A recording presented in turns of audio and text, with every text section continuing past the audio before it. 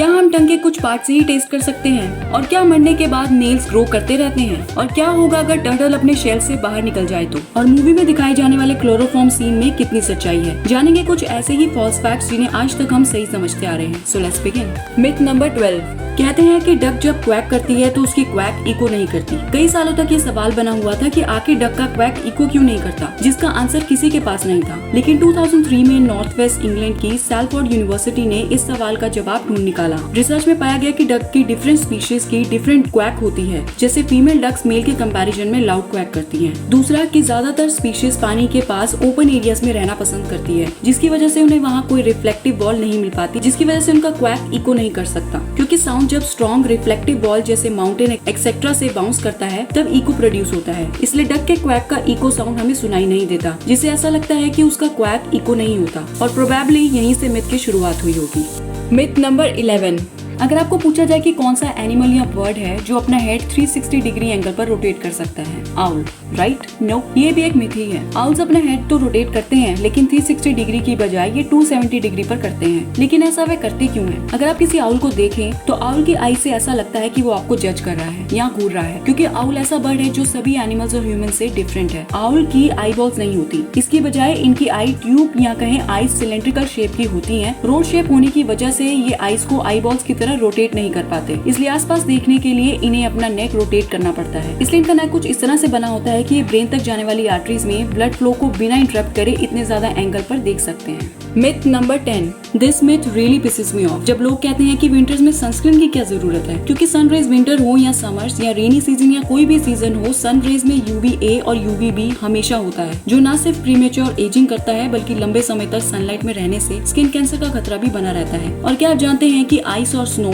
UV raise को atmosphere में वापस से रिफ्लेक्ट कर देता है, क्योंकि सोलर एनर्जी इन सरफेस पर एब्जॉर्ब नहीं हो पाती तो ये बाउंस बैक हो जाती है। इसलिए जो लोग एक्सट्रीम कोल्ड एनवायरनमेंट में रहते हैं उन्हें स्ट्रॉन्गर सनस्क्रीन लगानी चाहिए। जहाँ तक बात है रेनी क्लाउडी सीजन की, तो क्लाउड्स UV रेज को हमारी स्किन में पेनिट्रेट करने से नहीं रोक सकते। न सिर्फ आउटडोर सनस्क्रीन लगानी चाहिए बल्कि इंडोर्स में भी लगानी चाहिए, क्योंकि विंडोज और डोर से जो सनलाइट आती है वह भी हमारी स्किन को डैमेज करती है। Myth number 9। ये मिथ उन लोगों के लिए है जो वर्कआउट करते हैं और ऐसा सोचते हैं कि अगर वह ज्यादा स्वेट करेंगे तो उनकी कैलोरीज भी ज्यादा बर्न होंगी। इसलिए कई लोग टाइट कपड़े पहन के जिम जाते हैं ताकि उन्हें स्वेटिंग भी ज्यादा हो और कैलोरीज ज्यादा बर्न हो। लेकिन इस बात में बिल्कुल भी लॉजिक नहीं है। हर किसी की बॉडी अलग तरीके से बॉडी टेम्परेचर रेगुलेट करती है। कुछ लोग ज्यादा स्वेट करते हैं तो कुछ कम। तो जब हम वर्कआउट करते हैं हमारा बॉडी टेम्परेचर इंक्रीज होता है, जिसे कूल ऑफ करने के लिए स्वेटिंग होती है। इसलिए स्वेटिंग और कैलोरीज बर्न में कोई रिलेशन नहीं है। ये महज एक फिटनेस मिथ है। Myth number 8। Tom and Jerry cartoon में आपने देखा होगा कि जेरी का फेवरेट फूड चीज होता है, जिसकी वजह से टॉम जेरी को पकड़ने के लिए कई बार चीज ट्रैप यूज किया करता था। तो क्या रियल लाइफ में भी चूहों को चीज पसंद आता है? 2006 में मैनचेस्टर मेट्रोपॉलिटन यूनिवर्सिटी के अकॉर्डिंग चूहे स्ट्रॉन्ग स्मेल चीज की बजाय सीरियल, ड्राई फ्रूट्स या चॉकलेट खाना प्रेफर करते हैं। इसके साथ ही BBC के नॉन साइंटिफिक टेस्ट में भी 3 तरह के फूड आइटम्स फ्रूट, चीज और ड्राई फ्रूट में से चूहों ने ड्राई फ्रूट खाना प्रेफर किया। वही दूसरी ओर अगर चूहे सच में बहुत भूखे हैं तो वह कुछ भी खा लेंगे इंक्लूडिंग चीज।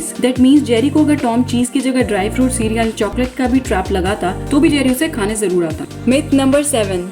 ओके, सबको पता है हमारे मिल्क टीथ 6 to 12 मंथ्स में आने लगते हैं और 3 साल की उम्र तक 20 सेट ऑफ टीथ आ जाते हैं। अब जब इन्फेंट्स को फीवर होता है तो पेरेंट्स समझ लेते हैं कि ये टीथिंग प्रोसेस में है, इसलिए बच्चे को फीवर, रैश, डायरिया एक्सेट्रा के साथ कई और सिम्टम्स होते हैं। लेकिन ये मिथ है। डॉक्टर्स का कहना है कि अगर बच्चों को फीवर होता है तो उसे सीरियसली लेना चाहिए, क्योंकि फीवर यूरिनरी ट्रैक इन्फेक्शन जैसे कई और इन्फेक्शन का सिम्टम हो सकता है। क्योंकि टीथिंग के टाइम वह अपने गम्स को मसाज करने के लिए कोई भी चीज अपने मुंह में डाल लेते हैं, जिससे इन्फेक्शन का खतरा बढ़ जाता है। क्योंकि छोटे बच्चों की इम्यूनिटी इतनी स्ट्रॉन्ग नहीं होती तो वह इन्फेक्शंस के लिए हाईली प्रोन होते हैं।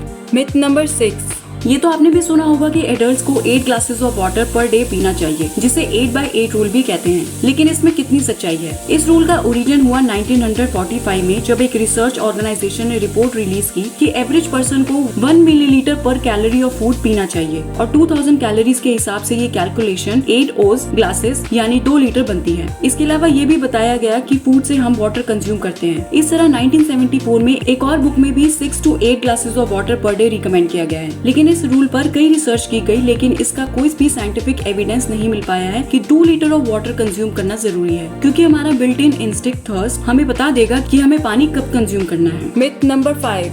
कहते हैं कि मरने के बाद भी मरने वाले इंसान के नेल्स बढ़ते रहते हैं। ये बात सही है कि हमारे बाल और नेल्स डेड सेल्स होते हैं। नेल्स की रूट क्यूटिकल स्किन के नीचे होती है। जब वहाँ के लिविंग सेल्स मल्टीप्लाई करते हैं तो वह डेड नेल्स को पुश आउट करते हैं और वो पार्ट हमारा विजिबल नेल एरिया होता है। Same goes with hair. फिर मरने के बाद ऑक्सीजन की सप्लाई बॉडी में नहीं होती, तो रूट से नेल पुश आउट कैसे होते हैं, मतलब बढ़ते कैसे हैं? ये एक्चुअल में बढ़ते ही नहीं है, क्योंकि मरने के बाद नेल्स के आसपास की स्किन डिहाइड्रेटेड हो जाती है, जिससे वह श्रिंक हो जाती है और देखने में ऐसा लगता है कि नेल्स ग्रो हो गए हैं। मिथ नंबर 4, कहते हैं कॉफी पीने से बॉडी डिहाइड्रेट होती है और बॉडी फ्लूइड बैलेंस करने के लिए ज्यादा कैफीन अवॉइड करना चाहिए। 50 मेल कॉफी ड्रिंकर्स पर कॉफी कंजम्पशन और वाटर इंटेक पर स्टडी की गई। रिसर्चर्स के अकॉर्डिंग कॉफी को फ्लूइड इंटेक ही काउंट करना चाहिए, क्योंकि कॉफी हमारी ब्रेन और बॉडी को एक्टिव कर देती है और रिलैक्स नहीं करने देती। एक्सपर्ट्स का कहना है कि कॉफी लिमिट में ही पीनी चाहिए और जहाँ तक डिहाइड्रेशन की बात है तो कॉफी बॉडी को डिहाइड्रेट नहीं करती। ये महज एक मिथ है। मिथ नंबर 3, क्या टर्टल्स और टॉर्टोइस को देख के आपको भी ऐसा लगता है कि क्या होगा कि अगर अपने शेल से बाहर निकल जाएंगे तो, या ये बिना शेल के कैसे दिखते होंगे? क्योंकि हम समझते हैं कि इनका shell is like jacket to them,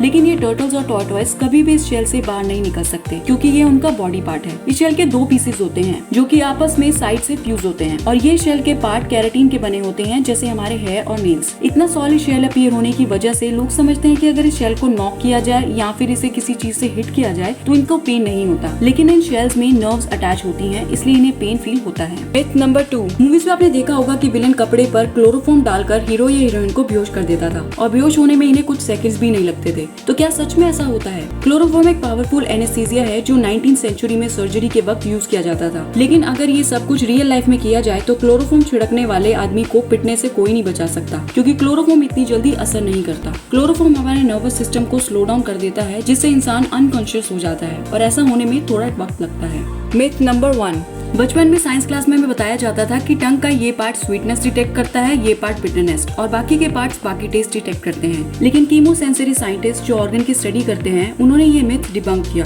और बताया कि हमारी टंग पर ये टेस्ट सेंसरी रिसेप्टर्स एक्चुअली पूरी टंग पर डिस्ट्रीब्यूटेड होते हैं, मतलब टंग का कोई भी पार्ट सारे टेस्ट डिटेक्ट कर सकता है। इस टंग मैप का ओरिजिन 1901 में German scientist Davy Pauli Hanig से हुआ, जिन्होंने बताया था कि tip and edges of tongue most sensitive to taste होते हैं, जिसे मिस इंटरप्रेट कर लिया गया। और दुख की बात तो ये है कि आज भी स्कूल्स में बच्चों को ये मिथ एज अ फैक्ट बताया जाता है। अगर आपको वीडियो पसंद आई हो तो इसे अपने फ्रेंड्स और फैमिली के साथ जरूर शेयर करें, क्योंकि हो सकता है इनमें से कुछ मिथ्स पर वह आज भी बिलीव करते हो। तब तक के लिए signing off and thanks for watching.